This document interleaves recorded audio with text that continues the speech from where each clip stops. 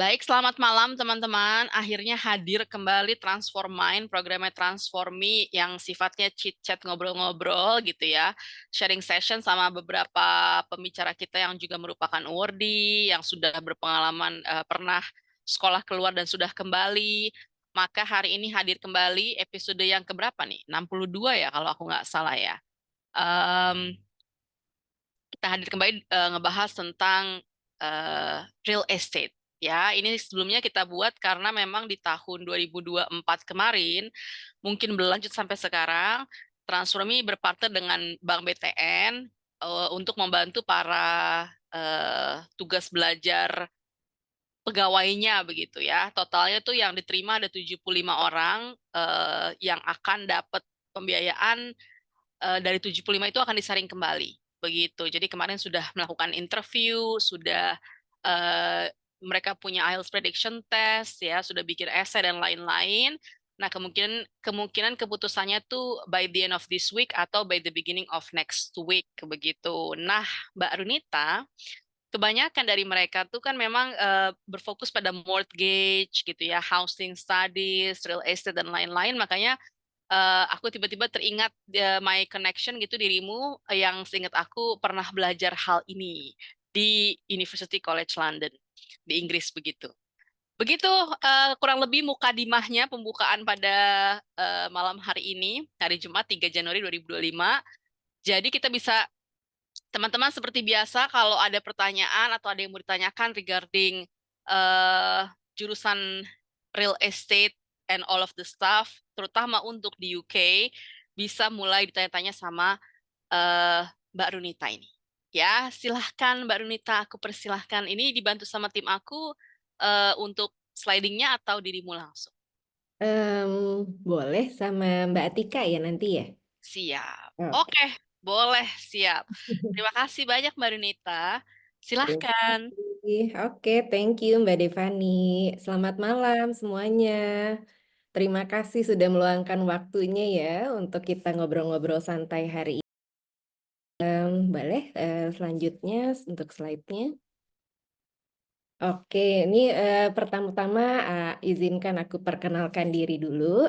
Jadi untuk dari educational background itu untuk S1-nya saya ambil Urban and Regional Planning atau perencanaan wilayah dan kota di ITB. Kalau zaman dulu ini namanya planologi. Ini fokusnya untuk perencanaan wilayah dan kota, jadi mempersiapkan dokumen perencanaan untuk wilayah-wilayah di Indonesia yang nantinya jadi acuan untuk pengembangan wilayah dan kota di Indonesia. Dan kemudian setelah bekerja sekitar 4 tahun, saya melanjutkan studi S2 di University College London dan dengan fokus International Real Estate and Planning. Jadi kenapa sih kok milih jurusan ini? Karena emang dari awal internship juga nyemplungnya di real estate. Jadi udah fokusnya ke real estate, jadi S2-nya pun juga akhirnya saya mantapkan untuk ambil real estate. Oke, untuk berikutnya. Oh, berarti Mbak Runita nih, Mm. aku pulang dirimu datang gitu ya. 2014 ya, aku 2012, 2013. Oh oke, iya, Iya, saya dari 2014. dan Mungkin sama-sama di London ya. kalau boleh sedikit cerita nih, kenapa ya kok aku pilihnya University College London? Jadi Betul. dulu pas lagi S1 di ITB itu hobi aku itu jadi panitia seminar internasional. Tapi khususnya keahliannya untuk LO pembicara internasional. Jadi Cool. dengan misi untuk memperluas network di dunia internasional dan suatu hari waktu itu saya jadi LO untuk pembicara internasional itu untuk seorang profesor dari UCL. Nah, dari Mhm. semenjak itu tuh wah, ini kayaknya cocok nih untuk lanjut ke UCL suatu hari nanti. Jadi dari semenjak S1 tuh saya udah ini apa taruh stiker di meja belajar UCL. Jadi itu jadi cita-cita dari zaman S1. Aduh, mudah-mudahan suatu hari nanti bisa sekolah ke London, bisa lanjut ke UCL. Dan alhamdulillah terrealisasi. Jadi itu sedikit backgroundnya kenapa kok saya pilih UCL. Betul, Mbak, itu yang mau aku tanyain sebenarnya. Heeh. Biasanya nih, yang aku Heeh. temui ya, aku kan orangnya Mhm. observer, jadi kalau kenalan sama orang aku inget gitu ya. Biasanya Heeh. pas sekolah dari planologi ini, ya sekarang jurusannya udah agak panjang namanya ya. Kalau dulu kan planologi, tata wilayah dan perkotaan ya, kalau nggak salah ITB ya. Iya, Itu biasanya lanjutnya tuh ke urban planning tuh paling banyaknya. Correct me if I'm wrong, betul. ya kan? Di Betul. mana-mana tuh mau ada di Brunel, ada di Westminster gitu. Pokoknya pada lanjutnya ke sana. Tapi tadi ya udah ngasih tahu kenapa tuh kok kepikiran International Real Estate and Planning gitu.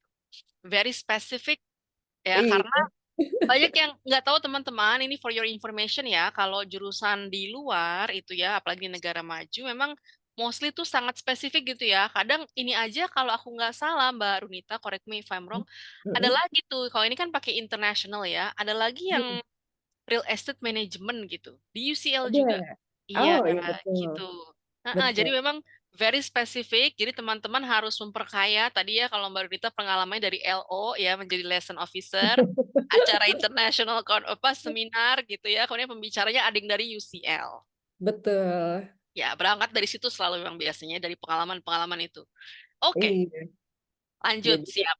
Mm-mm. bertemu dengan seseorang itu bisa bikin kita bermimpi yang tinggi gitu ya, dan Yes. tidak ada mimpi yang tidak mungkin ya Mbak Devani ya. Betul, benar sekali. Karena Iya. beliau juga merupakan LPDP awardee begitu ya. Betul. Iya, siap. Oke. Oke. Next Jedanya slide. jedanya 4 tahun ya dari S1 Iya. selesai kemudian ke S2. Siap. Emang idealnya sih sebelum S2 harus kerja dulu minimal 3 tahun lah ya. Jadi kita udah tahu nanti untuk master degree-nya itu kita mau ambil apa, dan pada saat kuliah juga kita bisa berkontribusi berdasarkan pengalaman bekerja kita gitu. Jadi bisa untuk sharing sessionnya ini sih lebih bagus, Keren. nanti lebih lancar pas di kuliahnya ya. Betul, benar Ya, sekali. Siap. Saya siap. mau tahu nih, sekolahnya apa kerjanya apa? Oke, Saya boleh. next ya. Nah, ini dia pengalaman kerjaku. Jadi awalnya di tahun 2009 itu aku ambil internship di Knight Frank. Jadi Knight Frank ini International Property Consultancy Firm. Kemudian saya intern selama 3 bulan di Research Department. Disitulah mulai jatuh cinta pada dunia real estate gitu. Jadi awal belajar properti itu di Knight Frank. Nah, karena saya ada pengalaman di Knight Frank, jadi begitu lulus, ini Colliers butuh orang cepat.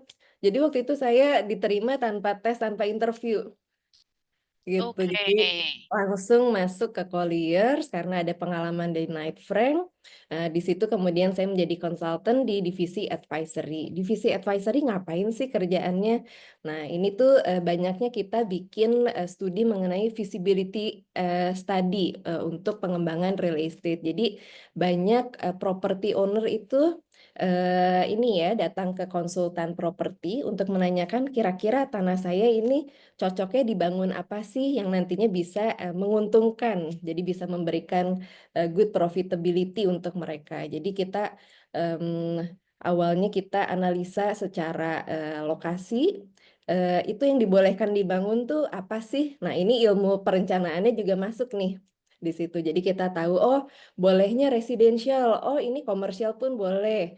Terus udah gitu maksimal bisa bangun berapa lantai. Nanti dari situ kita juga studi secara marketnya kira-kira di lokasi tersebut kalau misalkan kita bangun apartemen misalnya itu bisa dijualnya di harga berapa sih kira-kira, dan selama berapa lama proyek tersebut bisa terserap oleh pasar. Jadi disitulah mulai belajar untuk studi kelayakan. Dan kenapa sih si property owner ini butuh studi kelayakan? Nah, ini tuh nanti dokumennya bisa digunakan oleh property owner untuk misalkan mengajukan pinjaman ke bank seperti itu. Wow, oke, multinational Iya. company semua ini ya. Dari Ah, Night ke jadi Colliers ya. eh, Ya, ini semuanya multinational ya, semuanya konsultansi hmm, yang sifatnya internasional. Betul. Nah, setelah di Colliers, kemudian saya juga mendapatkan tawaran di Cushman and Wakefield gitu. Ini sama nih, International Property Consultancy Firm juga untuk divisinya, tapi ini gabungan antara research and advisory. Jadi kalau yang advisory tadi fokusnya untuk bikin studi kelayakan atau market visibility study, untuk researchnya itu fokusnya kita bikin publikasi quarterly. Jadi setiap 3 bulan kita bikin analisa market mengenai misalkan setiap 3 bulan tuh bagaimana pertumbuhan pasar apartemen di Jakarta atau bagaimana sih pertumbuhan pasar perumahan di Greater Jakarta. Jadi nanti kita analisa secara supply-nya, demand-nya, kemudian pertumbuhan harganya secara berkala dan kemudian nanti laporan tersebut kita sajikan dalam bentuk presentasi di press conference. Nah, biasanya nanti ada berita-berita mengenai properti. Nah, itu tuh hasil dari research department di property consultant ini. Oke. Nah, kemudian ini tuh jadi saya di Cushman and Wakefield kan dari tahun 2011 sampai 2014. Nah, ini sebelum saya lanjut S2 ke London. Mhm. Nah, kalau untuk sekarang saya bekerja di Asia Green Real Estate. Nah, ini tuh merupakan klien saya pas di Cushman and Wakefield Oke. gitu. Jadi Ya. pas lagi sebelum resign, saya info ke klien saya bahwa oh today is my last day di Cushman and Wakefield dan akhirnya setelah itu kita terus keep in touch. Jadi pentingnya untuk mengembangkan network dan juga memaintain network itu juga karena kita nggak tahu ya nanti di kemudian hari mungkin kita bisa bekerja dengan network tersebut gitu. Jadi Iya. setelah jadi lucunya saya lanjut S2 ke London. Nah, sebelum lulus udah di-book nih untuk kerja di Asia Green Real Estate. Wow, cool. Jadi nggak sibuk-sibuk Heeh. lagi nyari kerjaan pas pulang ya? Iya, betul gitu. Jadi pentingnya kita mendeliver sesuatu dengan baik sehingga bisa menumbuhkan trust pada klien dan mereka pun juga nggak ragu-ragu untuk nantinya hire kita ya setelah kita lulus S2 misalnya gitu. Nah, Siap. untuk Asia Green Real Estate sendiri ini beda nih perusahaannya dari yang sebelum-sebelumnya. Kalau Knight Frank, Colliers, Cushman and Wakefield ini kan lebih ke konsultan ya. Sedangkan kalau Mhm. Asia Green Real Estate ini private equity dari Switzerland. Jadi ini lebih ke real estate investor. Oke. Kita mengelola dana-dana dari Switzerland untuk kemudian kita investasikan di Asia, khususnya di proyek-proyek real estate yang sustainable. Jadi syaratnya harus real estate dan juga sustainable. Jadi ini harus go green ya. Betul, ini udah ada bahasanya green real estate begitu ya. Terus sekarang kan kita Betul. tahu konsep ESG gitu ya. Saya juga Mm-mm. selalu bilang sama teman-teman yang mau sekolah itu biasanya kalau untuk menjual gitu di esai dan lain-lain tuh konsep ESG penting untuk dicantumkan begitu ya. Nah, kalau Betul. boleh cerita sedikit, jadi Mm. ini perusahaan lebih ke private equity berarti ya, bukan yang ngebangunnya ya, tapi yang mensupport pembangunan-pembangunan real estate untuk yang green begitu.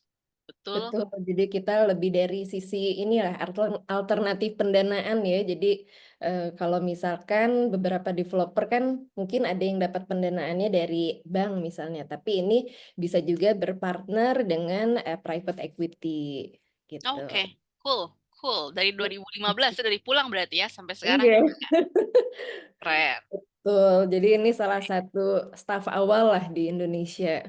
Mhm. Gitu. Oke. Jadi apa sih yang aku kerjain di Asia Green Real Estate? Jadi awalnya kan Project Acquisition Manager, kemudian memimpin Investment and Research Department. Jadi kalau untuk sisi investmentnya tugasnya itu lebih kayak cari siapa sih potensial partner untuk kita invest di Indonesia, kemudian proyek mana yang potensial untuk kita invest. Jadi di situ juga saya mempersiapkan dokumen due diligence-nya. Jadi untuk market study-nya juga kita tunjuk konsultan-konsultan, contohnya yang saya pernah kerja terlebih dahulu, kemudian juga kita tunjuk konsultan untuk valuation, kemudian juga untuk secara legal juga kita perlu cek bagaimana sih propertinya, dokumentasinya, terus dari segi ownership-nya apakah aman atau tidak, kemudian resikonya apa aja kalau kita invest di proyek tersebut. Kemudian juga kita memanage negosiasi dengan partner, mempersiapkan dokumen transaksi, misalnya sell and purchase agreement, leasing agreement, atau shareholder agreement.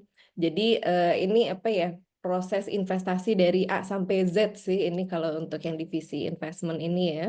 Sampai Ya. akhir kita mempersiapkan investment proposal ke investment committee members. Kemudian nanti mereka yang vote nih, yes or no-nya. Jadi nanti kan ada jajaran investment committee members dari hasil presentasi dan analisa dari misalkan financial analysisnya, kemudian marketnya, dari hasil due diligence-nya, apakah kita layak nih untuk invest di proyek tersebut. Nanti mereka akan vote yes or no gitu. Kalau yes, udah deh kita invest dan ya transaksi berlanjut. Itu Jadi deh. jauh lebih luas nih sekarang ya Mbak ya. Kalau dulu mungkin tahu Betul. hitung-hitungannya dan tahu masalah dunia real estate, kalau sekarang jauh lebih ke investmentnya, duitnya, ya, finance-nya. Betul. Benar nggak nih? Jadi, kalau dulu kita dari sisi konsultan kita kasih advice, oke, ini layak untuk diinvestasikan, ini nggak layak. Tapi kalau sekarang dari sisi investor, selain kita mempropose suatu project tersebut, kita juga menjalankan. Jadi kita yang menanggung resiko dari investment decision kita nih, gitu. Ya, kalau Benar dulu ya nih, gitu. ya, dulu lebih ngasih apa konsultansi gitu ya. Kalau sekarang ikut bertanggung jawab ya. Oke, Betul. karena aku aja jujur Li, ini ya baru Mm-mm. pertama denger nih ya Knight Frank Collier sama kurang pergaulan seperti dalam dunia Oh gitu. real estate ya. Kebanyakan ngurusin sekolah Heeh. keluar ya, jadinya agak Heeh. kurang familiar gitu. Taunya ini tuh Mbak, apa tuh Apa coordination tuh? tuh yang kuning-kuning tuh, yang kalau buat jual rumah. Oh itu agent itu ya. Iya, Terus, agent itu taunya kan karena heeh. lihat di pinggir jalan kan, oke ya ada ini ada itu gitu ya. Tapi ini kalau konsultasi sendiri Heeh. baru dengar ya. Oke, kita we Betul. always learn every day ya, every single day ya. Kita tahu akhirnya ada Betul. nama-nama ini. Oke, right, cool. Oke. Nah, kalau tadi kan aku cerita mengenai divisi investment. Nah, sejak tahun 2023 sampai sekarang fokusnya lebih ke investment performance and strategy. Itu role-nya apa sih? Jadi ini lebih ke monitor seluruh investasi agar performance-nya sesuai dengan yang dijanjikan waktu itu. Gitu. Ya, Jadi ditargetkan ya. kita make sure bahwa kita bisa perform sesuai dengan investment proposal yang dulu kita ajukan ke investor seperti itu. Punten out of curiosity Mm-mm. aja Mbak Boleh. Runita. Kalau Mm-mm. dari Asia Green Real Estate ini Mm-mm. daerah mana aja yang udah dibangun yang udah green gitu? Karena kan Indonesia Mm-mm. masih sedikit, sangat sedikit ya. Setahu aku nih Mm. pembangunan yang berhubungan sama greennya. If I Oke, may know, tapi kalau misalnya itu boleh. confidential nggak apa-apa juga. Jadi Iya. contohnya tuh kita ada proyek service townhouse di Jababeka, itu namanya Ecolove, itu the first H0 carbon property in Indonesia. Jadi Oke. energy savingsnya itu kita eh, sekitar 80%. Nah, sisanya itu kita beli carbon offset sehingga itu bisa menjadi sebuah carbon neutral property. Kalau itu tuh ini sebenarnya proyek pertama kita di Indonesia. Skalanya nggak begitu besar, hanya ada 19 unit tepatnya di samping lapangan golf Jababeka, tapi itu sering jadi proyek percontohan green lah dan sudah tersertifikasi oleh HIFC World Bank. Nah, itu Wah. contohnya. Oke. Kemudian selain itu kita juga ada Verdetu di Rasuna Said. Kalau ini high end apartment. Nah, ini jadi the first zero carbon yang high rise di Indonesia. Ini juga tersertifikasi oleh HIFC juga. Kita baru banget dapat sekitar akhir tahun lalu sertifikasinya nih. Apa punten namanya Mbak yang di apartemen Kuningan? Verdetu. Oke, baru ya? Itu ya lumayan baru ya, sekitar 3 tahun lah. Oke. Nah, kalau ini joint venture sama developer namanya Farpoint. Ini Gunung Sewu Group. Oke, alright, alright. Selain Baik, baik, Verdi, baik. kita juga ada service apartment nih, namanya Citadin Sudirman Jakarta. Kalau ini kita joint venture sama Ciputra, pasti udah tahu ya, Ciputra. Kemudian ada juga Citadin Gatot Subroto, ini juga service apartment. Dan ini semuanya udah green certified. Cool. Karena Eh, apakah ini khusus residential aja atau bisa bangun yang lain juga? kita ada. Dulu kita sempat invest juga di perumahan di Ciputa, tapi udah habis. Namanya The Bay, Cluster The Bay di Paradise Resort Mhm. di daerah Ciputat. Kemudian untuk perkantoran kita ada 1 lantai di gedung South Quarter Simatupang. Itu Oh, juga oke. udah green certified. Kemudian di Singapura kita juga ada 1 tower namanya EBI Plaza. Kemudian banyak investasi lainnya ada di Cina. Gitu. Oke. Jadi not only in Indonesia ya, ini karena Asia ya. Hmm, Jadi betul. di mana-mana ya. Oke, Iya. cool. Jadi Siap. ini senangnya kenapa bekerja untuk Asia Green Real Estate karena juga berkontribusi untuk meningkatkan foreign direct investment ke Indonesia. Ya, mau nggak mau Gitu. dia naruh duit gitu ya buat bikin apa perumahan atau perkantoran dan lain-lain ya berhubungan sama real estate di Indonesia. Keren, Betul. keren banget. Ya ini aku baru ngobrol dalam nih ya, padahal kita kenal udah Oke. cukup lama dari tahun 2021 ya di IABA, teman-teman. By the way, baru ditanya satu organisasi dengan saya di Indonesian Association of British Alumni. Ya, tapi Mm-mm. kemudian baru ngobrol lamanya tuh ya sekarang ini nih, ya Iya. saatnya. Kurang ngopi-ngopi ya kita ya. Kurang ya, kurang banyak kita ngopi-ngopinya. Siap, boleh di next kali Oke, ya. next slide. Nah, ini kan kebetulan audiensnya juga banyak yang akan berangkat S2 ke luar negeri ya ini ya Mbak Devani ya. Jadi Betul, benar. mungkin kalau boleh cerita sedikit bagaimana sih proses persiapannya sehingga akhirnya bisa diterima di UCL. Jadi em, awalnya sih yang awal banget dipersiapkan itu IELTS. Jadi ini cukup singkat untuk persiapan IELTS-nya. Jadi saya waktu itu ikut workshop yang intensif aja 5 hari. Kemudian minggu depannya langsung udah deh tes aja gitu. Mudah-mudahan nilainya memenuhi untuk bisa apply ke beberapa universitas. Nah, waktu itu akhirnya alhamdulillah IELTS-nya cukup untuk apply ke beberapa universitas yang dituju.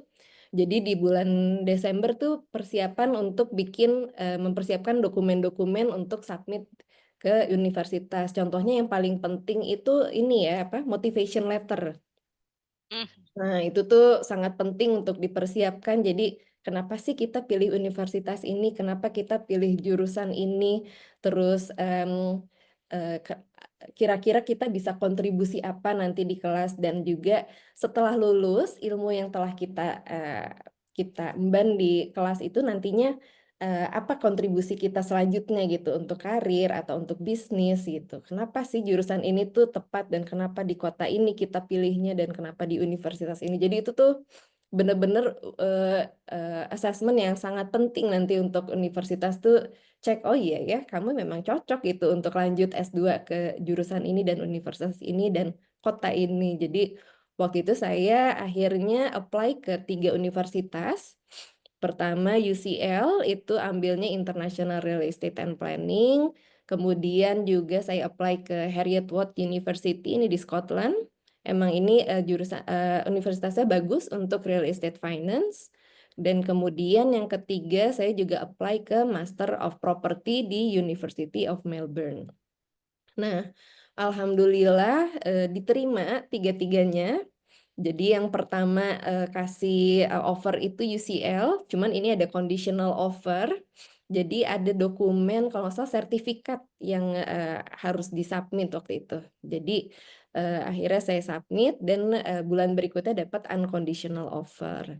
Terus Heriot-Watt juga diterima dan Melbourne juga diterima. Cuman kalau Melbourne itu dia durasinya 2,5 tahun, tapi dari secara silabus itu benar-benar propertinya sangat menyeluruh ya ilmu propertinya. Jadi kalau emang yang benar-benar mau fokusnya properti, ini jurusannya sangat baik. Nah akhirnya Kenapa saya pilih UCL? Pertama, programnya cukup padat 1 tahun dan juga merupakan kombinasi antara planning dan real estate. Jadi ilmu S1-nya bisa terpakai, kemudian juga pengalaman kerja selama 4 tahunnya di real estate juga bisa terpakai nih. Jadi dan London juga ini kan kota besar yang merupakan kiblat dunia untuk pertumbuhan real estate. Jadi untuk kita belajar dan memperluas network di real estate itu bagus sekali untuk dan Bentar.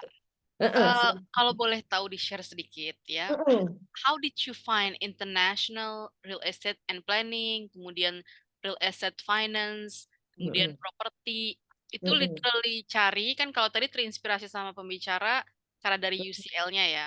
betul. Tapi kan, but I'm not sure apakah betul-betul beliau dari jurusan ini gitu kan. But Mmm, how come you get this idea gitu? Misalnya kayak aku dulu kan political economy media tuh fokusnya, sehingga mencari aja di Google bener-bener keyword gitu, best university for political economy, kemudian keluarlah listnya gitu. Walaupun kita harus pilih-pilih mana yang adverts, mana yang bukan gitu kan ya, mana yang ads, mana yang bukan. Itu sih kalau aku misalnya. How about you? kalau aku nah kebetulan yang waktu itu profesor aku ketemu sebenarnya Emang bukan di jurusan real ini? estate itu, Oh, oke, kirain jurusan heeh. ini. Beda Kalau ya? dia fokusnya lebih ke development planning unit, jadi bener-bener pure planning gitu. Jadi waktu Oke. itu pas aku keterima juga dia komplain, "Kenapa kamu nggak apply ke jurusan saya?" Gitu.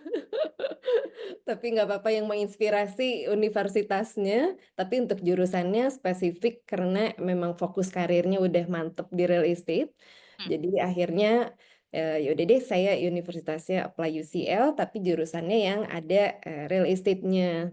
hmm, Dan, akhirnya kenapa juga saya apply ke Heriot-Watt, kenapa juga apply ke University of Melbourne, itu juga sama sih dari research mengenai apa, dari Google. Waktu itu juga saya, sempet ke ini sih, konsultan pendidikan apa ya, IDP kalau nggak salah namanya. Itu yes. juga dibantu tuh untuk, cari kira-kira jurusan yang, bagus tuh apa sih dan apa, jurusan real estate yang bagus tuh ada di universitas mana aja, gitu. Mhm. Kalau Oke, berarti Melbourne benar-benar googling ya? kalau Ya, Melbourne selain karena jurusannya, emang aku juga suka sih dengan kota Melbourne ya. most Very livable livable city gitu city. ya, Iya bener, di gitu. world ya katanya ya. Ya, Heeh. berarti timeline-nya dirimu menyiapkan LOE dulu ya, baru Yes, kemudian mencari funding gitu ya? setuju, betul. Nah, akhirnya, udah deh mantep mau ambilnya UCL aja. Jadi lucunya sebenarnya orang tua tuh pengennya saya kuliahnya di Bandung, Mbak Devani, S2-nya. Balik Kayak lagi ke ITB. kan namanya juga anak perempuan bungsu ya, pasti berat untuk dilepas jauh. I can imagine ya. Heeh, gitu, sampai orang tua, "Udah lanjut aja ITB sini, udah ayah ibu bayarin," kayak gitu. Terus akhirnya, "Ah, enggak deh, nggak apa-apa," untung agak sedikit keras kepalanya, arahnya positif ya Mbak Devani. Akhirnya ya udah deh, kita tunjukin dengan offer letter, ah, ternyata alhamdulillah bisa nih diterima di, luar negeri, gitu. Cuma waktu Yes. itu juga mereka sempat men-challenge juga, "Emang, yakin nih bisa dapat beasiswanya?" Gitu. Iya. Kalau Nah mau bayar itu sendiri kan lumayan soalnya ya. waduh lumayan banget ini ya. Nah akhirnya, apply-lah ke LPDP. Jadi, Maret nih udah mantep dapat unconditional offer dari UCL, nah kebetulan di bulan Mei itu dibuka waktu itu untuk LPDP. Jadi pas, angkatanku tuh ini masih awal-awal banget. Jadi kalau dilihat Masih ini, ada FGD ya. PK-nya PK 17, jadi masih awal Wih. banget. Kita juga punya temen yang PK 1 ya Mbak ya. Oh Keren gitu banget ya? tuh. Siapa ya? Kang Kang Gilang. Kang Gilang itu Oh. PK 1. Oh wow, iya iya Iya. bener. Jadi Jadi kita apa bervariasi banget nih anak-anak Yaba nih. ketahuan dia jadinya udah agak senior dikit. Makanya aku kaget, kira dirimu tuh baru pulang di Heeh 2017-18 kirain ya. Nggak taunya pas heeh lihat profilnya, oh ini aku pulang dirimu berangkat nih berarti heeh. nih gitu. Tapi Mbak Devani duluan, waktu itu Mbak Devani dari LPDP juga atau bukan?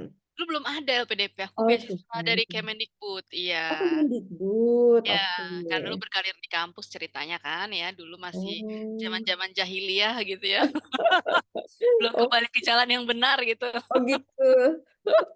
Nah, nah waktu itu LPDP akhirnya pas bulan Mei langsung tuh ngebut siapin dokumen-dokumennya. Jadi waktu itu banyak esai yang harus disiapkan, kemudian juga requirement-nya kayak misalkan ini ya apa sertifikat S1, kemudian juga recommendation letter dari employer seperti itu.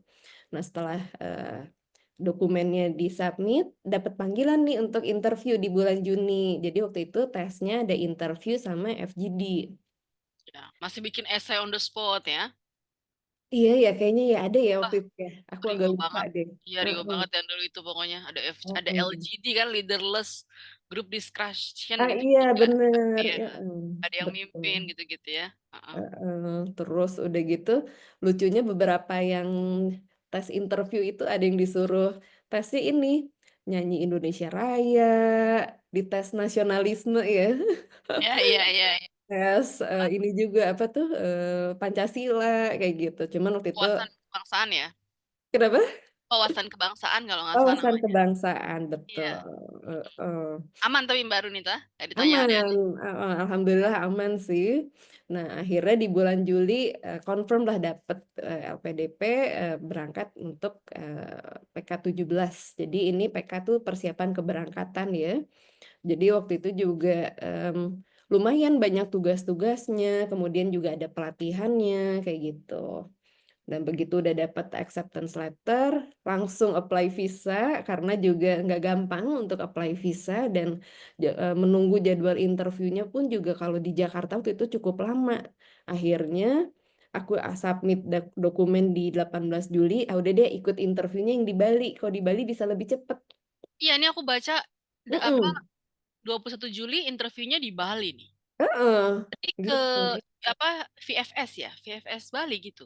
Waktu Atau itu British iya, Council. benar ada tuh. Jadi pilihannya bisa interview di Jakarta atau di Bali. Cuma kalau Jakarta nunggunya kalau nggak salah 2 minggu atau lebih gitu. Nah kalau Bali bisa dapat jadwal cepet. Ya udah deh langsung cuti ke Bali terbang ya. Langsung nyiapin dokumennya tuh dalam waktu 2 hari 3 hari itu.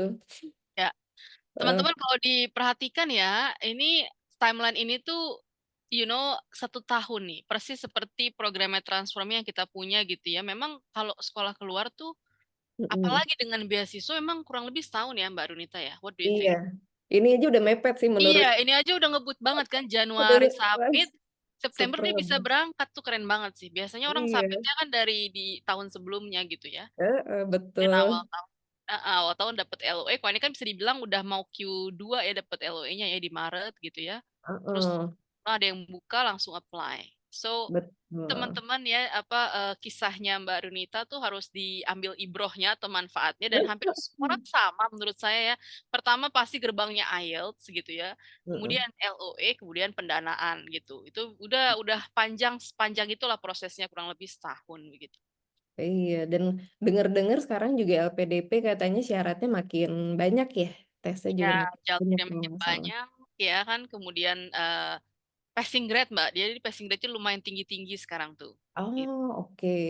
Ya, beruntungnya UCL tuh masuk ke dalam perguruan tinggi utama dunia PTUD, yang Ya. mana passing grade-nya cukup rendah dibanding yang reguler begitu.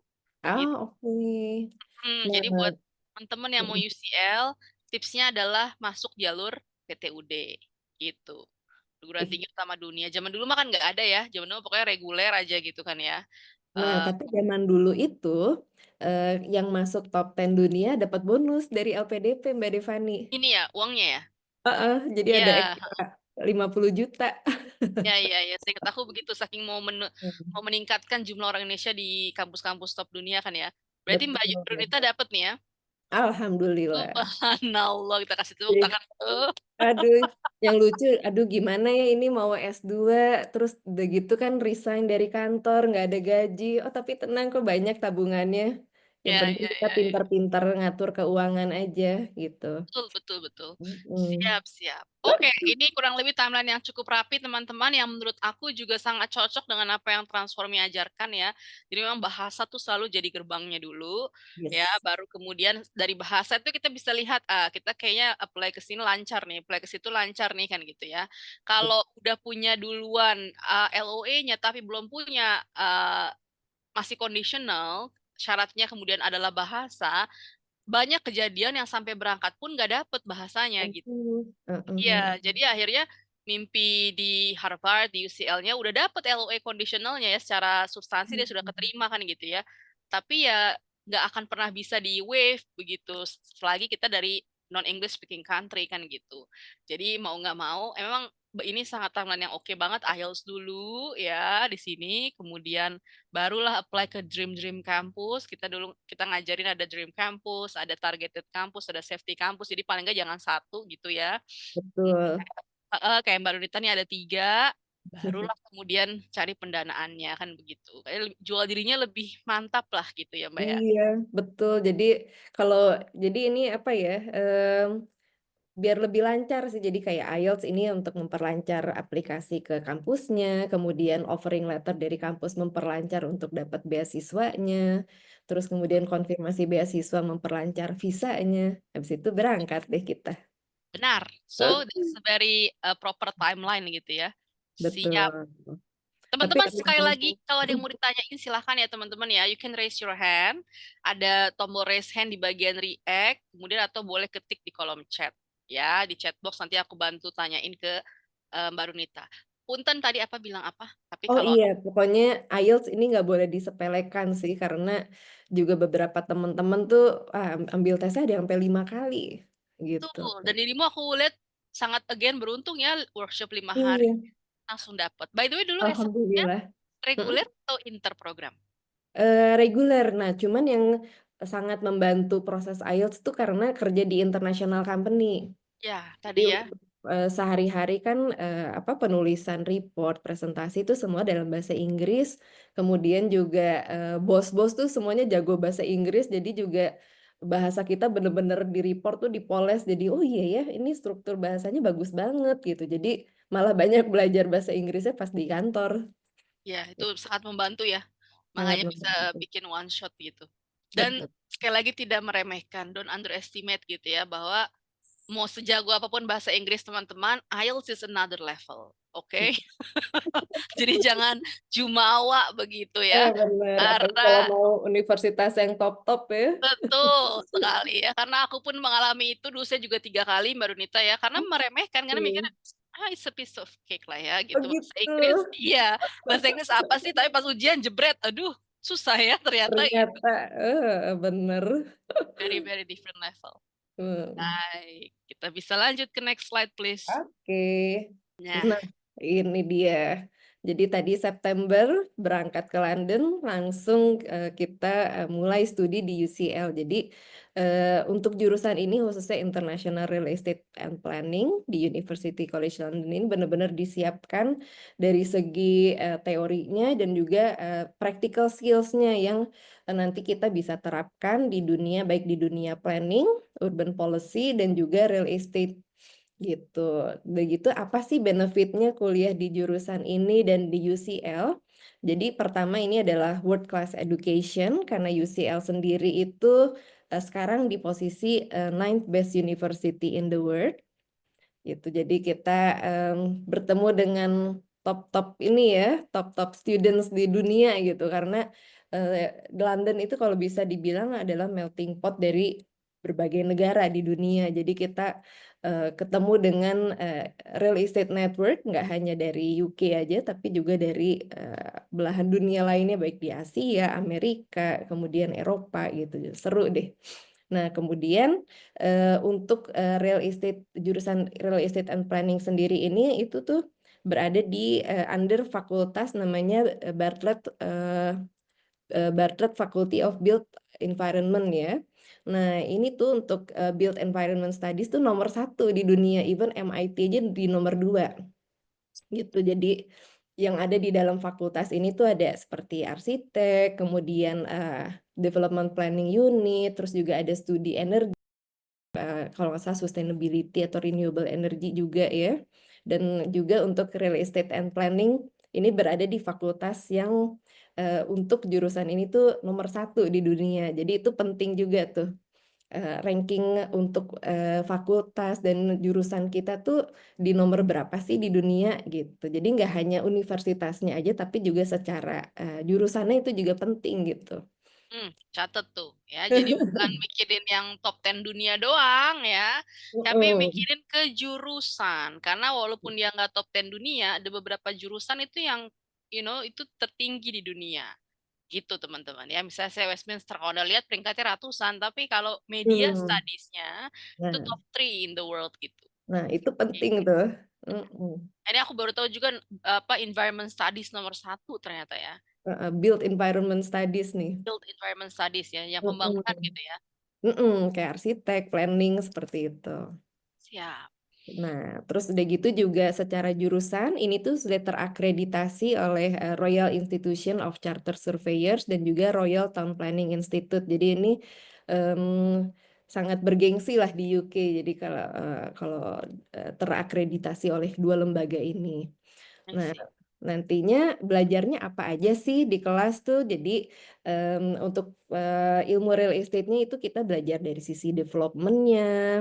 Jadi nanti dapat ilmu kalau kita mau jadi developer tuh apa aja sih step by step-nya. Kemudian dari sisi investment juga kita belajar. Kemudian juga appraisal. Appraisal tuh apa sih? Jadi ini tuh untuk belajar menilai suatu properti itu kira-kira harga transaksi wajarnya di berapa sih itu kira-kira ya itu untuk appraisal karena itu yang jadi acuan untuk si properti investor untuk melakukan transaksi. Nah, ini tuh real estate appraisal. Kemudian selain real estate kita juga belajar mengenai planning practice di dunia internasional. Jadi ini juga kita sharing juga nih antara pelaku planning di negara lain ya yang merupakan teman-teman satu kelas kita gitu. Jadi bagaimana sih kalau sistem planning di Indonesia seperti ini, kalau di UK seperti ini. Jadi banyak sharing session lah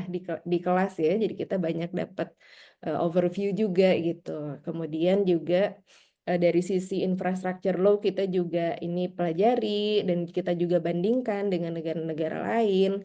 Dan kemudian juga ada nih mata kuliah namanya Critical Debates in Real Estate and Planning. Jadi biasanya nanti kita dikasih materi untuk baca, kemudian berdasarkan topik tersebut nanti kita debat. Sebenarnya bukan debat ini ya, nggak debat yang berantem kok. Ini lebih ke sharing session. Jadi nanti kita bisa share juga. Oh, kalau misalkan contohnya tentang em, real estate investment kalau dulu misalkan pas di Jakarta berdasarkan pengalaman saya seperti ini. Oh, kalau di negara ini misalkan ada teman kita dari Belanda atau dari Amerika, mereka juga kasih perspektif yang berbeda gitu. Jadi itu yang memperkaya ilmu kita nggak hanya dari literatur review tapi juga dari pengalaman-pengalaman teman kita di negara lain dan itu yang justru sangat menarik gitu ya. Nah, kemudian nanti ada disertasi dan juga untuk jurusan ini kita ada international field trip. Jadi kita field tripnya tuh waktu itu ke Amsterdam. Oke, bareng sama teman-teman satu angkatan ya. Sama teman-teman satu angkatan. Jadi kita visit proyek di sana, kemudian juga dapat penjelasan juga mengenai planning system di Amsterdam seperti apa, kemudian juga proyek percontohan seperti apa. Waktu itu kita datang ke apa ya?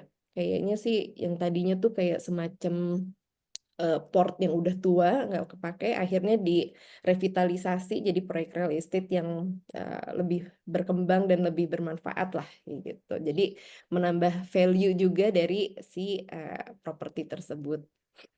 Keren. Itu field tripnya di akhir berarti ya? Di akhir atau di awal? Itu di bulan Februari kalau nggak salah. Oh, semester kedua ya? Awal Heeh. semester kedua ya? betul, gitu. Dan mungkin untuk masukan aja biar nggak kaget nanti khususnya untuk yang akan studi ke UK. Jadi di UK itu tugasnya banyak banget esai. Dulu Mbak Devani banyak esai juga nggak sih? Sama dong, Iya sama. banyak ya. Jadi kadang liburan itu kita bukannya sibuk keliling ini ya, liburan malah sibuk ke perpustakaan. Betul ya, kita bawa koper biasanya untuk minjem buku ya, karena Benar. apa banyak banget buku yang harus dibaca. Jadi Itu itu literatur reviewnya bisa berapa tumpuk ya. benar. Itu sebenarnya Mbak Runita yang melatar belakangi aku tuh create Hmm. transformi juga ya, karena program yang kita buat tuh sebisa mungkin membantu teman-teman supaya selamat begitu. Kalau zaman kita dulu kan susah Selamat. kan, Mbak. Iya, kita zaman dulu kita dulu nyari di mana kan, kita stres-stres sendiri ya kan. Kita Heeh. apa banyak kasus-kasus yang nggak lulus gitu kan ya. Jadi PGD, Hmm. postgraduate diploma itu kan banyak yang di DO dan lain-lain gitu. Oh, Nah, kita oke. apa namanya survive sendiri kan gitu ya dengan gaya Indonesia yang sangat berbeda, tiba-tiba pergi ke Betul. Inggris semua harus based on critical thinking gitu kan ya. Betul. Apa Mm-mm. speak up your mind gitu. Kita harus berani tadi debate, sharing your opinion gitu. Jadi nggak boleh diem-diem aja di kelas. Nah, itu sebenarnya kita itu apa bikin semua program dari situ sih Mbak Runita. Aku Oh, belajar that's gitu. good. Keren Mbak Devani. Sayang dulu belum ada Transforme. Pertanyaanku, kebanyakan yang belajar real estate ini mostly Mm-mm. dari mana kalau teman-temannya Mbak Runita? Oh, bener-bener campur ya. Jadi dari Amerika banyak, Amerika Latin banyak, terus Betul. udah gitu. Aku kan nggak ada tuh Amerika. Aku di kelasku mostly European Union. Oh, oke. Ya, ini mungkin karena real estate Hmm. kali ya. Jadi Iya, makanya iya. orang US banyak gitu. Mm-mm. Benar, dari UK juga paling banyak sih dari UK sendiri. Terus kalau dari Eropa itu banyak dari Jerman. Jadi ini apa ya, banyaknya tuh yang kayak negara-negara yang emang pengembangan propertinya tuh lagi aktif gitu. Ya, Gitu, ya jadi kerasa banyak ya. opportunity untuk real estate developmentnya gitu. Dari Asia apalagi banyak banget gitu. Chinese juga ya, China ya. Yang Chinese, dari China mainland. banyak. Jadi banyak yang kayak yang orang tuanya tuh wah real estate ini ya apa Set. Taipan-Taipan gitu Hmm, ya. itu dia, Mungkin itu mau dia. belajar ke London gitu. Itu dia. Kita senangnya gitu ya di sana tuh kita ketemu orang yang levelnya gede banget gitu ya. Atau ada Oh, juga yang kayak ketemu saya orang biasa-biasa aja nih tapi punya keberuntungan sangat tinggi gitu kan bisa sekolah benar. ke London ya. Heeh. Tapi itu Oke, memperkaya network kita sih betul. gitu. Benar, benar. Sampai sekarang kita Hmm, keep in touch ya sama mereka ya. betul. Di Jadi Facebook sama LinkedIn ya. Ya nggak sih? Sama nggak sih? mm-mm. Itu penting dan contohnya juga waktu itu perusahaanku kan sempat nih kita ke beberapa negara kayak contohnya Filipina, Thailand untuk explore investment opportunity di negara tersebut. Nah itu aku hubungin dulu Kontak temen. teman-teman kuliah yang Iya, di London, oh mereka orang Thailand, oh mereka orang Filipina, oh Vietnam. orang Korea gitu. Jadi ya udah langsung ketemu sama mereka, mereka udah kerja di konsultan, ada yang udah jadi bos atau ada yang property owner juga, jadi udah bisa langsung explore investment opportunity juga gitu. Yes, itulah salah satu plus poinnya ya networking. Mbak Heeh. Nunita ada yang nanya di kolom chat ya. Aku Silakan, bacain boleh. ya Ya. dari si Ardi Dipa. Ini kayaknya ini ya, apa initial. Hai Kak Donita, saat ini saya sedang menunggu LOE dari UCL untuk Oh, Master of Real Estate Economics and Investment Analysis yang menurut saya sangat sejalan dengan pekerjaan Kak Donita saat ini. Menurut Kak Runita, apa kontribusi dari investor real estate yang bisa didapatkan Indonesia? Mungkin akan bisa menjadi insight untuk proses LPDP. Hmm, oke. hmm. Nah Apa ini kontribusi investor real estate yang bisa didapatkan Indonesia? Oke, oke. Terima kasih Mas Ardi ya tadi ya. Namanya tuh si Ardi Dipa. Nah, ini nggak ngerti mana yang nama, mana Oh yang oke. ya, apa inisial pekerjaan kayaknya ya. Nggak apa-apa, Iya kita iya panggil iya. aja Mas atau Mbak nih, kakak lah, nggak boleh, nggak apa-apa. Oke. Pertama-tama semoga sukses nanti untuk dapetin letter of acceptance-nya. Semoga segera dapat unconditional offer-nya juga. Nah, tadi pertanyaannya kontribusi apa yang bisa diberikan oleh real estate investor ya? Nah, untuk Iya. Indonesia gitu. Oke, ini mungkin yang tadi yang aku udah sebutin. Pertama, kita bisa berkontribusi terhadap foreign direct investment di Indonesia. Jadi itu berkontribusi langsung untuk pertumbuhan ekonomi di Indonesia karena itu juga investment itu adalah faktor utama penggerak ekonomi di Indonesia ya, itu yang pertama. Terus kemudian yang kedua, dengan adanya investor properti, kita itu bisa mempercepat proses pengembangan properti yang tadinya mungkin agak lama ini untuk pembangunan misalkan apartemen atau perumahan, tapi dengan adanya investor, adanya pendanaan, itu bisa memperlancar proses pengembangan dan pemenuhan kebutuhan properti di Indonesia. Jadi itu yang penting ya, dan juga membangun properti juga nggak hanya asal, oke kita bikin apartemen di situ, tapi juga harus emang benar-benar properti tersebut pertama sesuai dengan regulasi yang diperbolehkan untuk dibangun, kemudian juga harus secara profitability itu juga bagus gitu, jangan sampai nanti kita udah bangun apartemen di tengah-tengah ternyata jualannya susah, jadinya malah jadi proyek mangkrak, nggak selesai, terbengkalai. Kita dari sisi investor juga jadinya rugi, kemudian juga nanti secara estetika itu kalau proyek terbengkalai kan tidak bagus, udah gitu juga kebutuhan residensial tidak terpenuhi. Jadi benar-benar kita dari sisi investor benar-benar secara assessmentnya harus menyeluruh ya, jadi juga profitability dan kelayakan itu apa ya sangat penting juga gitu untuk kesuksesan suatu proyek investasi properti di Indonesia gitu. Ya, aku ulang nih ya, Kak Dipa. Boleh. Ya, ada tiga. Dicatat nih, kan buat SLPDP nih pasti contribution plan Oke, ya. untuk esai ya. Yang pertama FDI ya, Foreign Direct Investment ya. Jadi semakin membuka keran orang luar untuk bisa berinvestasi di Indonesia dalam khususnya dalam real estate. Yang kedua mempercepat tadi ya, karena kalau ngandelin pemerintah aja misalnya lama gitu ya, duitnya terbatas dan lain-lain. Sehingga dengan adanya investasi dari investor dari luar itu menjadi mempercepat. Dan yang ketiga membangun tapi yang lagi jadi tren sekarang ya, membangun tapi tidak merusak gitu ya. Jadi konsep ESG-nya jalan karena mungkin kalau investor luar lebih concern hal itu kan gitu ya. Kalau di Indonesia kan baru-baru ini aja nih, baru for the past 5 years lah ngomongin ESG gitu ya. Bahkan Ya. di bank-bank tuh baru dibuat departemen atau unitnya gitu ya. Nah kalau di luar tuh kan udah lebih dulu. Jadi dia lebih bisa menerapkan unsur itu ke masyarakat kita gitu. Jadi membangun tanpa merusak. Tadi itu kesimpulannya Kak Dipa Ih, ya. Semoga keren. dicatat dan bisa masuk ke dalam SI contribution plan gitu. Ya, Oke. Oke, sedikit thank you menambah. Kak Runita, Kak Deva. Thank Nah, you. siap. Ngomong aja langsung tuh, mantep tuh. Udah buka itu ya, mikrofon ya.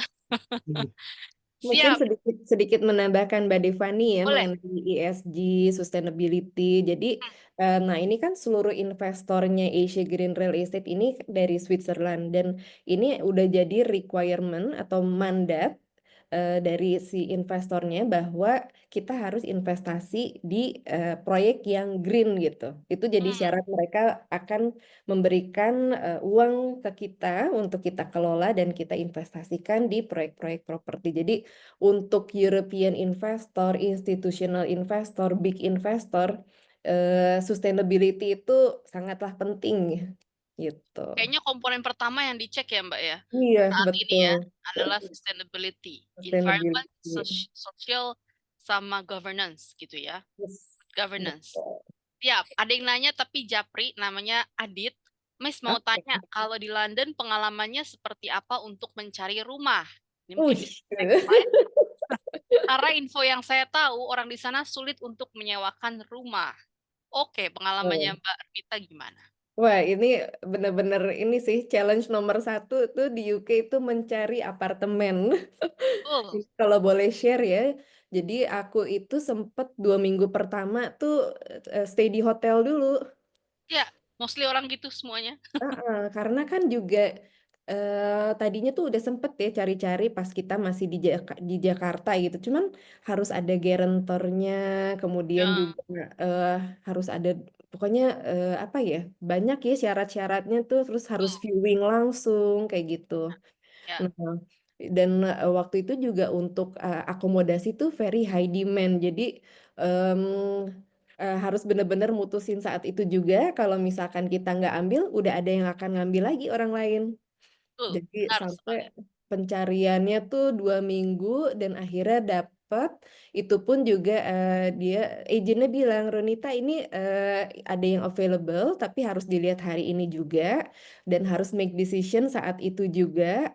Kalau enggak udah langsung diambil yang lain. Nah itu akhirnya setelah pencarian 2 minggu kita dapat yang bener-bener cocok tuh. Ya, itu Waktu itu teman-teman. Mm-mm. itu Emang ada seninya ya emang ya. benar. Jadi ada yang kalau mau ambil yang nggak terlalu mahal itu di zona 6, cuman jadinya nanti traveling time-nya cukup jauh ya. Yes. Ada Dan transport TV juga ya. oysternya makin mahal kan ya Iya, Mbak Desa ya. benar. Oyster card tuh kartu kayak Imani teman-teman ya, khusus di London Heeh, namanya Oyster gitu ya. Dia punya nama itu. Nah, jadi lebih mahal kalau zonanya zona 6. Betul, betul. hampir semua klien kita juga yang ke London tuh pasti Airbnb-an dulu. Zaman dulu mungkin Airbnb belum terkenal ya, jadi mau nggak mau kita di Hmm. hotel. 2 mingguan baru nanti nyari karena teman-teman banyak sekali scam-scam dalam dunia properti ini juga gitu ya. Jadi banyak yang rumahnya jelek tapi di apa websitenya bagus sehingga kita harus mau nggak mau Betul. view langsung. Nah sekarang tuh sebenarnya melalui PPI London, PPI UK mereka punya layanan tuh teman-teman. Jadi Oh, keren. mereka punya layanan bayar view gitu. Heeh. Jadi mereka yang nge-viewin datang ke lokasinya ngeliatin bener-bener live, bisa live dari WhatsApp call gitu ya, video call atau mereka kirimin videonya. Jadi kita bener-bener firm. Nah itu salah satu caranya juga bisa sebenarnya. Tapi Wah, memang itu bagus. keseringan Mm-mm. apa namanya keseringan itu eh, selalu datang dulu kitanya. Jadi belum punya Hmm. rumah gitu.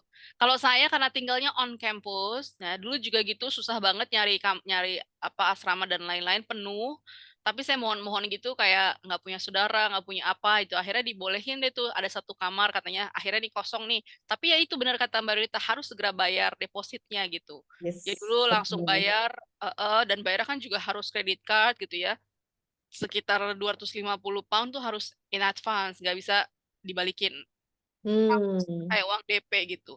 Oh Ya iya, udah kita jadi harus buka bank account dulu ya waktu itu ya ya Mbak Dani ya. jadi mau nggak mau ya Bismillah aja semoga sesuai sama gambar di websitenya ya Alhamdulillah karena aku tinggalnya asrama aku nggak mau Hmm, repot kayak orang kan nyari itu di Zoom di mana ya aku lupa deh nama-nama websitenya tuh ya ada banyak nanti teman-teman iya, kalau kalau join kita kasih tahu semua nama website-website apa namanya properti ya cara-cara nyari properti di aplikasi di website biasa juga ada cuman gitu. kalau asrama kampus tuh juga harus dicek tuh karena ada yang kamar mandinya tuh share atau enggak Betul. di dalam ya, tapi di dalam pun kecil banget ya.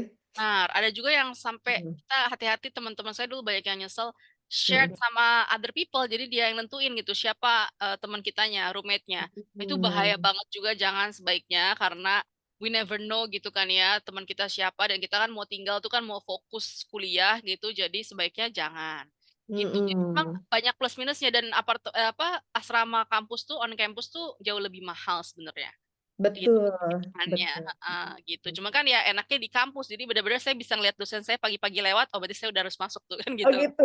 iya dia Asal jangan lewat lupa gitu kan mandi ya. dia lewat saya udah oh, oke deh profesornya udah datang saya udah harus siap gitu kan berangkat gitu jadi itu plus minusnya selalu ada sih gitu Hmm. berarti Mbak Runita di apartemen ya Apartemen dan waktu itu kebetulan janjian sama teman-teman sesama orang Bandung waktu itu. sih Kita di zona berapa berlima kalau boleh tahu di zona 2. zona 2 deket ya usual kan zona Heeh, 1 bener, jadi zona 2-nya ini sih mepet zona 1. Jadi udah langsung di depan apartemen tuh ada ini apa bus stop.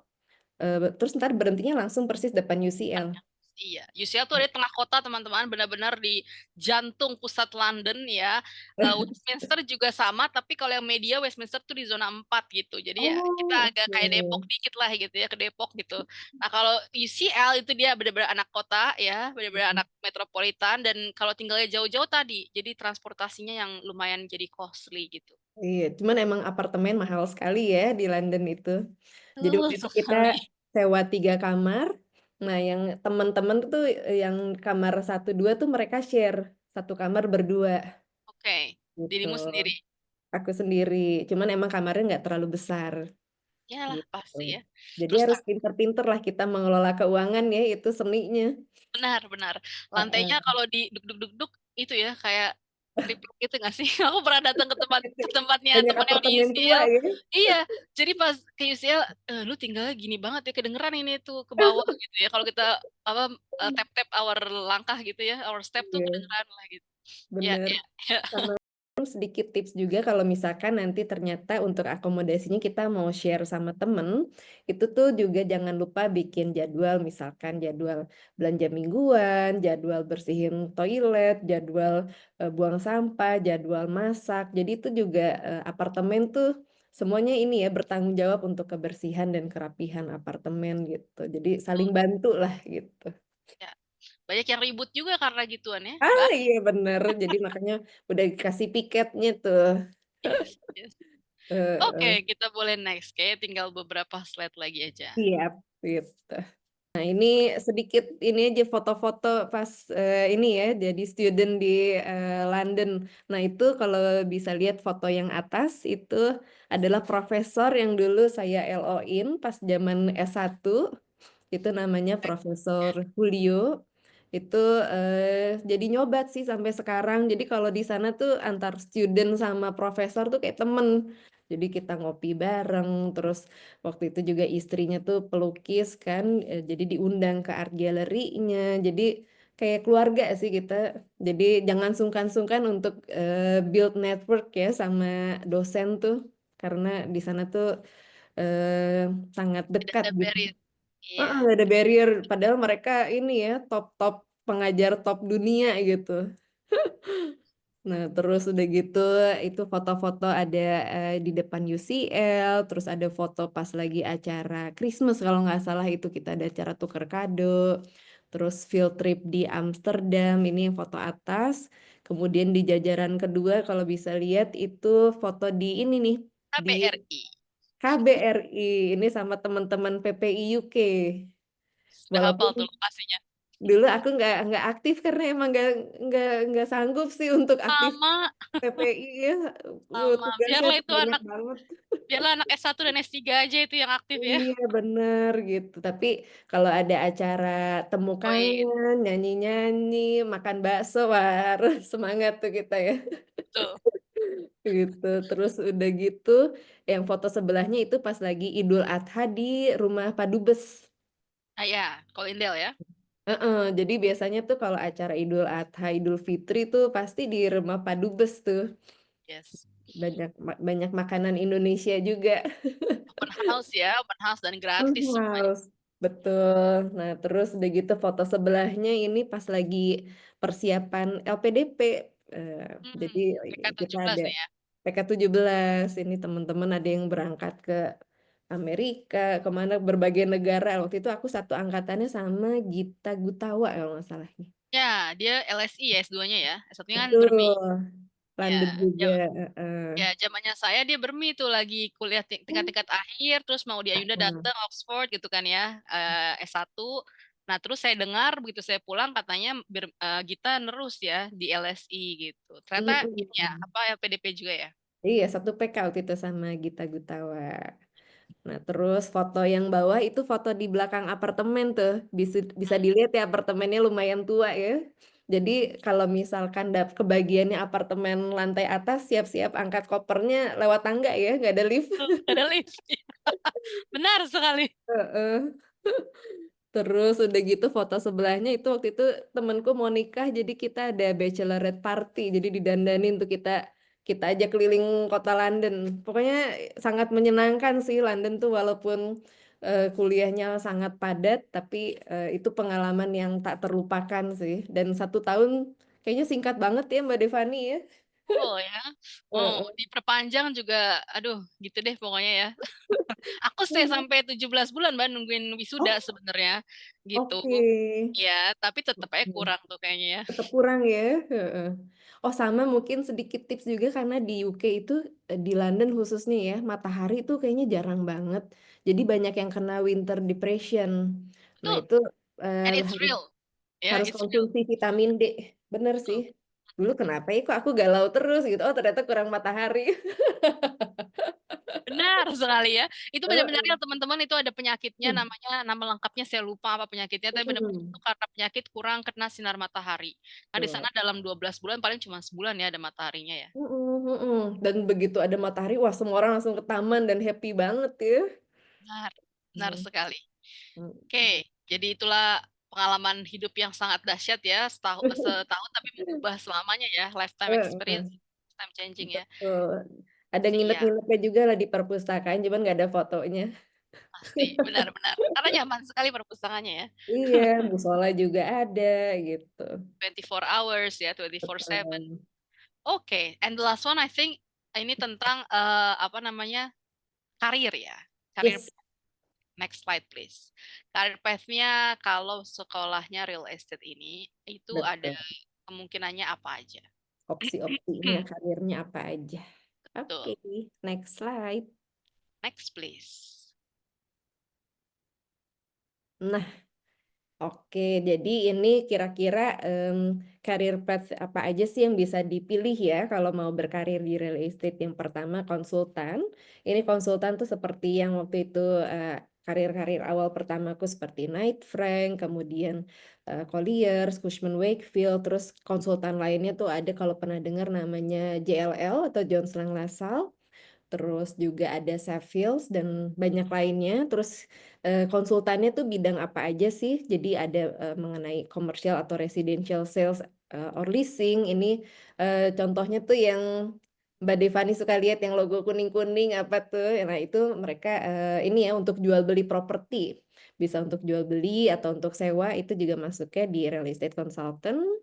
Kemudian juga research, ini yang untuk publikasi quarterly mengenai property market report gitu ya. Jadi mengulas mengenai dari sisi permintaan, kemudian pasokan, harga office, apartemen, perumahan. Ini untuk biasanya juga insight-insight yang penting sih untuk ekonomi, untuk kebijakan-kebijakan, dan juga untuk di berita ya mengenai properti.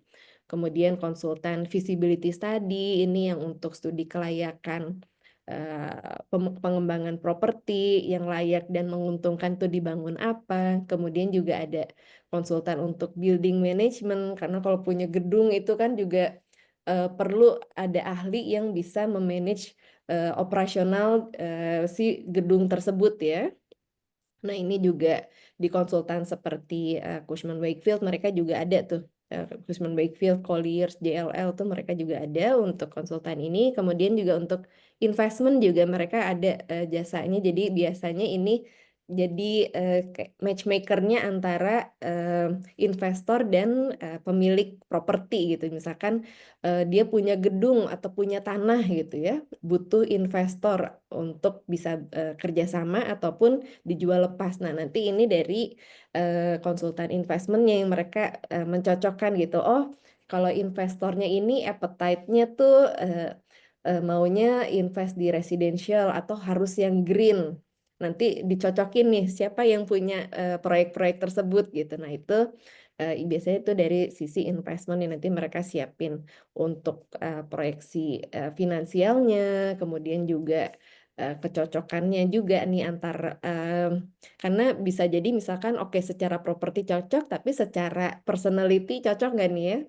Karena kan namanya kerjasama atau investasi itu seperti pernikahan gitu ya. Jadi juga misi dan juga kecocokan secara individunya juga itu sangat penting gitu ya. Apakah mereka bisa bekerja sama. Nah, itu pertama dari sisi real estate consultant. Kemudian pilihan karir lainnya bisa juga bekerja untuk real estate investor seperti aku sekarang di private equity.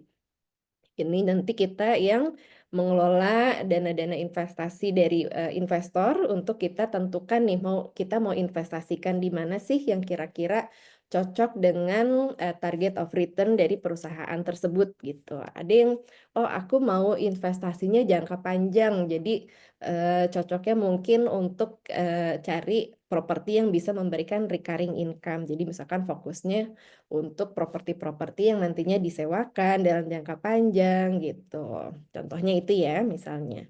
Terus bisa juga kita bekerja untuk grup-grup konglomerat. Jadi biasanya grup konglomerat ini misalkan dia sebenarnya bidang usaha utamanya bukan properti, tapi pasti mereka punya aset-aset properti ya yang harus kita kelola. Jadi di situ kita jadi representatif dari si owner tersebut untuk mengelola aset-aset properti mereka ataupun untuk mengembangkan misalkan wah tanahnya ada di mana-mana, nanti kita kasih advice juga tuh.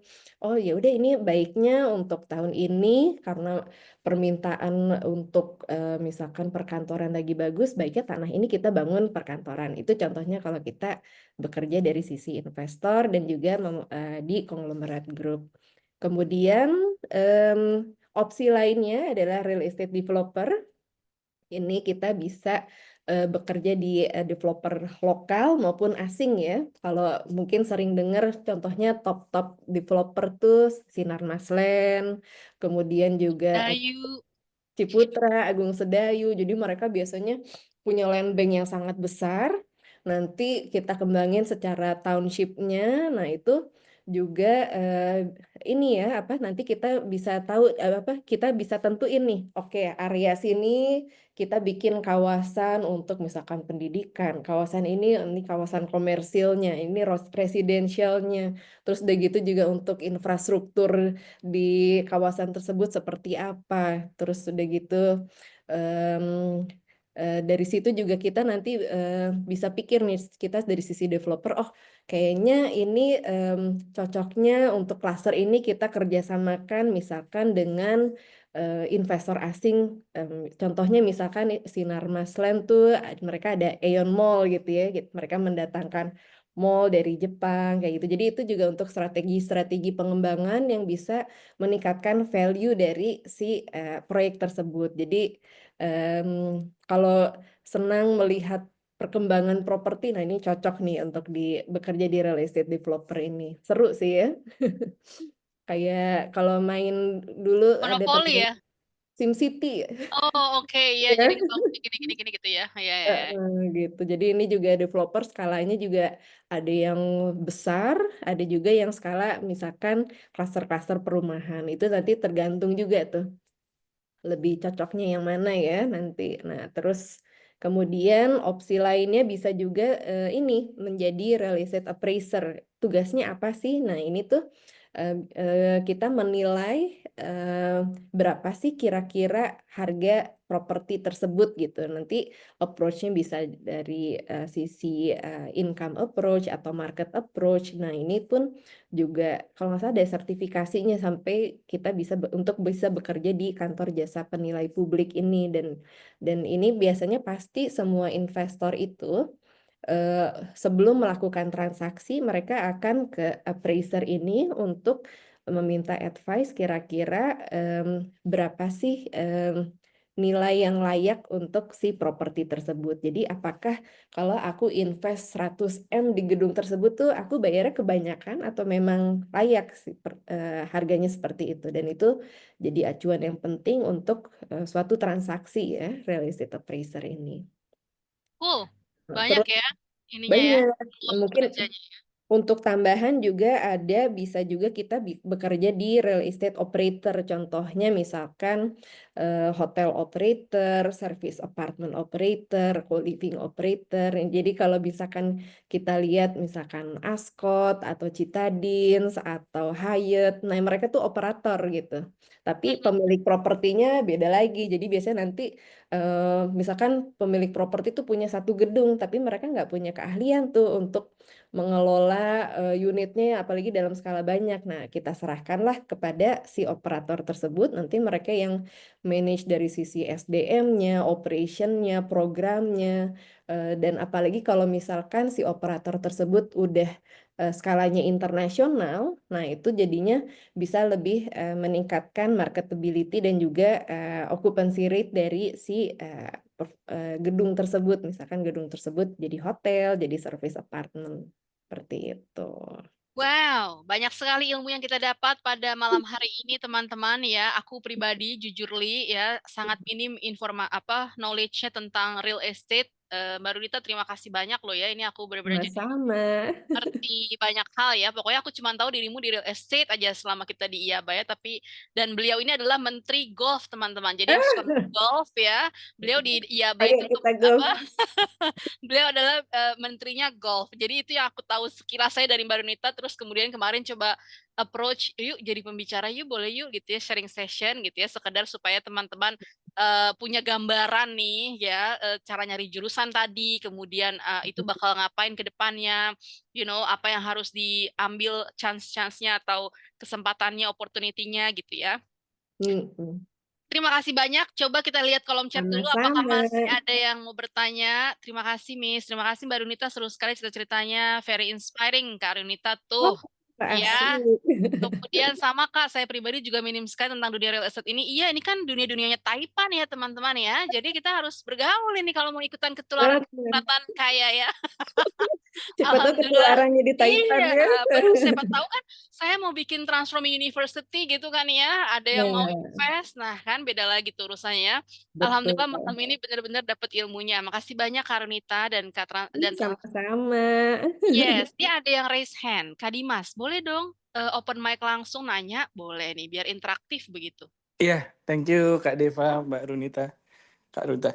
Saya Dimas ya. Kebetulan saya ini ada apply juga di UCL, cuman memang beda jurusan ya, bukan di real estate, Oh, tapi di Strategic Management Project di Berlitz School. keren. Nah, Oke. ini udah dapat LOA kondisional tapi ya, cuman sepertinya saya salah ambil method of study-nya. Saya ngambil part time. Nah, kalau part time itu apakah masih ada chance buat dapat kayak misalkan beasiswa LPDP ya? Karena Hmm. dengar-dengar itu full time semua. Karena ini paralel saya coba email ke mana UCL juga. Ini apakah masih possible nggak ya ini diubah jadi full time atau masih bisa saya usahain atau ya udah saya coba cari loa yang lain aja gitu. Mungkin itu sih yang Oh, mau saya kalau dari tanyain. UCL-nya udah balas, Mas? Atau belum?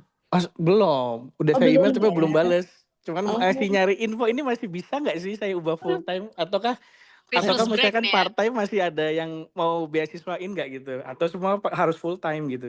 iya, iya. Saya jujur ya, saya kurang tahu pertama kalau dari UCL apakah bisa diubah atau enggak. Tapi memang kayaknya kalau beasiswa LPDP tuh Tidak hampir boleh. semuanya full time ya, Mbak Devani Ya, ya.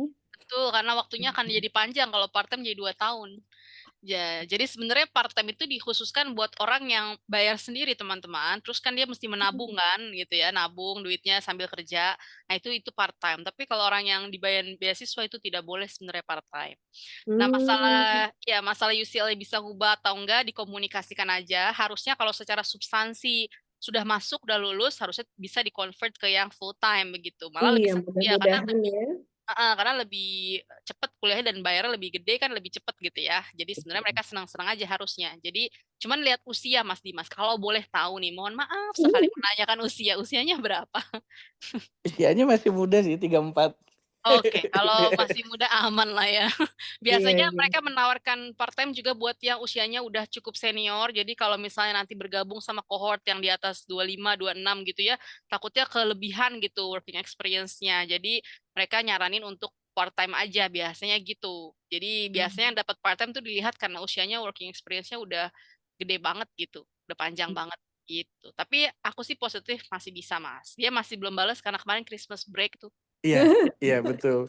Karena Iya. kalau yang di di universitas lain sempat ada submit part time direkomendasikan ubah jadi full time. Cuman yang Hmm. UCL ini ya kebablasan sih, saya salah juga kemarin ngambil full time belum part time ya nggak nyari info dulu harus full time. Ya. Waktu Kalau itu Oke, nge-break ya. oke. pertimbangannya part-time apa ya, Mas ya? Kalau boleh tahu.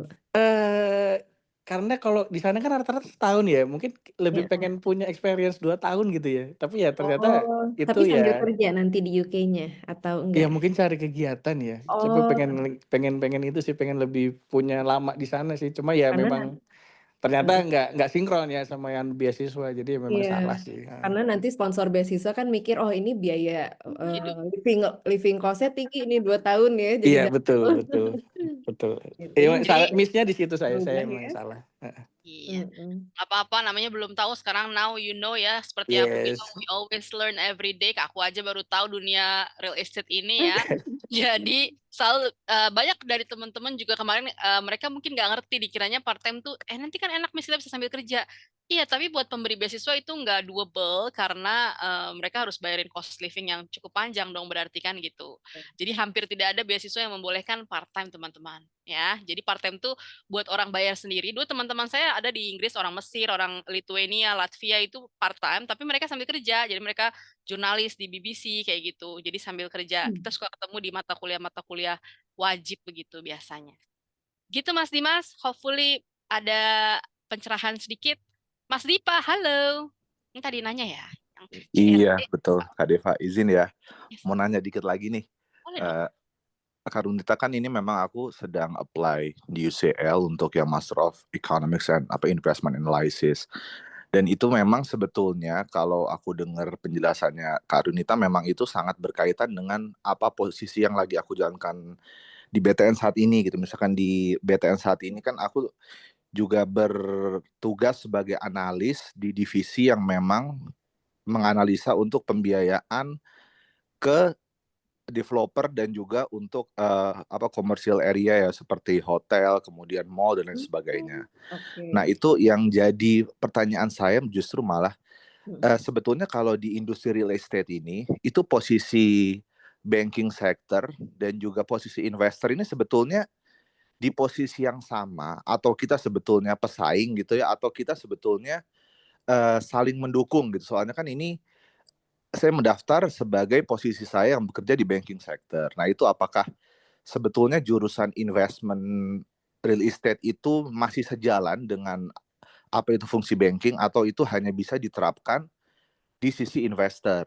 Yang pertama itu. Kemudian yang kedua mungkin kalau boleh berkaitan dengan kalau tadi Mas Dimas ada menyinggung terkait part time gitu yang mungkin kerja di UK selama kuliah. Nah, yang mau saya tanyakan, kalau di UK itu apakah ada graduate visa sebagaimana di seperti di Australia kan, setahu saya ada graduate visa ya, untuk diberikan kesempatan untuk lulusan S2 ini untuk dapat merasakan bekerja di sana setelah lulus gitu. Nah, itu apakah kalau di UK itu ada visa sejenis itu atau seperti apa?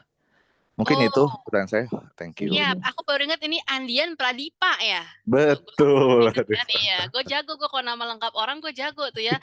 Oh, ini Keren. Andian Pradipa, orang BTN, Mbak. Oke, siap. Oh, oke. Pertanyaan yang pertama tuh Mbak, bank itu Oke. pesaing ya, complementary atau the part of investor itself? Kalau menurutku sih ini ya saling melengkapi karena contohnya tuh juga aku ada salah satu proyek jadi kita dari sisi investor itu beli sekitar sekian ratus unit lah ya di proyek tersebut. Nah, untuk si developernya itu menyelesaikan konstruksinya, mereka mendapatkan construction loan dari bank. Jadi menurutku sih ini saling Oke. melengkapi gitu. Jadi nggak inilah bukan pesaing lah ya, jadi bisa saling melengkapi. Hari gini zamannya kolaborasi ya, Betul. berkompetisi. Jadi itu pertanyaan pertama ya. Jadi Mm-mm. sebenarnya bank tuh kayaknya kayak enabler gitu ya. Kalau Mbak kan investor kan bener-bener yang punya duit nih kan gitu. Iya. Bank tuh kayaknya yang, correct me if I'm wrong nih ya, sotoy-sotoy aja nih, yang menyalurkan gitu. Tapi Ya kan, ada coba juga. berpikir aja logis gitu. Sebenarnya ini case by case ya, bisa jadi kadang bisa juga jadi pesaing. Misalnya, contohnya si developernya itu mereka mikir, oh ini market lagi bagus nih, kayaknya aku nggak perlu deh ada ikut campur investor lain ya untuk mencampuri urusanku. Kayaknya dengan pinjaman bank itu aku bisa juga melakukan Survive. apa ya, melakukan ini ya, pengembangan si properti tersebut gitu. Karena kalau market lagi bagus itu kan juga sebenarnya ini ya biaya apa itu namanya cost of borrowing tuh jadinya juga lebih rendah lah dibanding sama ekspektasi si investor gitu. Biasanya kayak gitu. Itu jadi kita harus lihatnya case by case sih gitu. Jadi tapi kalau misalkan si developer tersebut misalkan bekerja sama dengan investor internasional. Itu misalkan justru ada benefit lainnya, misalkan meningkatkan value properti si pengembangan tersebut. Jadi benar-benar harus dilihat case by case sih, kebutuhannya tuh apa sih dari si pemilik proyek tersebut gitu. Apakah untuk meningkatkan value secara internasional, meningkatkan value properti tersebut, atau cukup pendanaan aja kayak gitu, atau mau berkolaborasi dengan investor asing untuk mendapatkan ilmunya kayak gitu. Jadi sebenarnya itu harus dilihatnya nanti case by case sih. Kalau pengalaman Mbak Runita di Asia Green Real Estate, apakah pernah ada berhubungan sama Bank Indonesia juga? Sama ini ya, biasanya developer yang ada hubungannya sama bank gitu. Oke, dirimu enggak ya? Berarti Gitu. ya. Betul. Siap. Pertanyaan kedua, ini pengalaman kita dulu sih, zamannya kita nggak ada tuh, Postgraduate Working Visa namanya, PGWV ya, Mbak Kayaknya Runita. dulunya ada terus sempat dihilangin ya. Ya, jadi ada, terus zamannya kita tuh siapa namanya? Cameron, Boris ya, iya si Boris Iya. nggak adain, sekarang diadain lagi. Gitu. Oh, oke. Iya, jadi Seru sekarang tuh. ada lagi. Jadi sekarang ada lagi Mas Dipa, namanya PGWV, Postgraduate Working Visa, boleh bekerja 2 tahun, kayak gitu. Pokoknya dimanfaatin aja semaksimal mungkin. Tapi kan buat dapat PGWV itu harus dapat sponsor. Sponsor itu adalah tetap harus dapat perusahaan, sponsor ya. iya, perusahaan yang mau mengeluarkan offer letternya untuk bisa kita bekerja di sana kan gitu.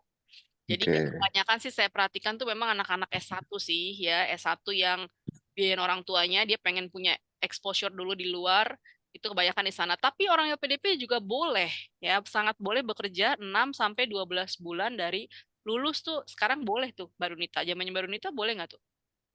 Sebenarnya nggak diatur sih, cuman waktu itu secara verbal aja dibilangin maksimum 1 tahun, tapi juga nggak Ya ada kan? di kontraknya sih.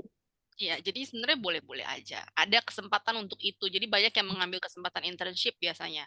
Karena nyari sponsor kan nggak gampang tuh. Gitu. Betul. Gitu Mas Dipa, semoga menjawab.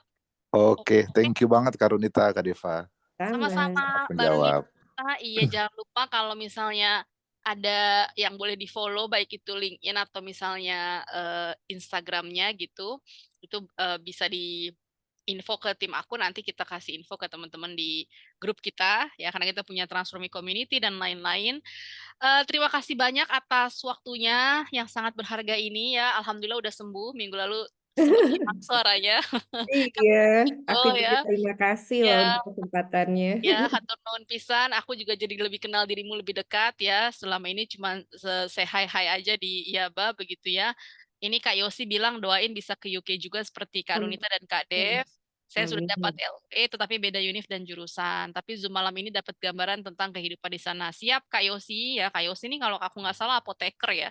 Correct me if I'm wrong ya. Iya, aku hafal nih sedikit-sedikit klien yang Maaf Kak, public health Kak. Ya. public health. Sorry ya. Pokoknya di bidang kesehatan. Sorry Yosi. Keren. Public Sukses health. ya Mbak Ya, Yosi ya. ya, jadi apa namanya? Mudah-mudahan ya apa namanya ada rezekinya ke sana.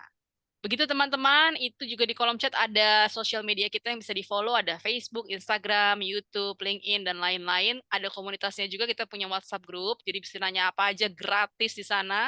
Ya bisa update juga event-event kita semua supaya nggak ketinggalan. Terima kasih banyak Mbak Rita atas waktunya. Selamat beristirahat, selamat hari Jumat, dan selamat berakhir pekan. Selamat malam semuanya. Bye-bye. Bye. Terima kasih. Terima kasih semuanya. Sukses Sama-sama. selalu. Bye-bye. Bye.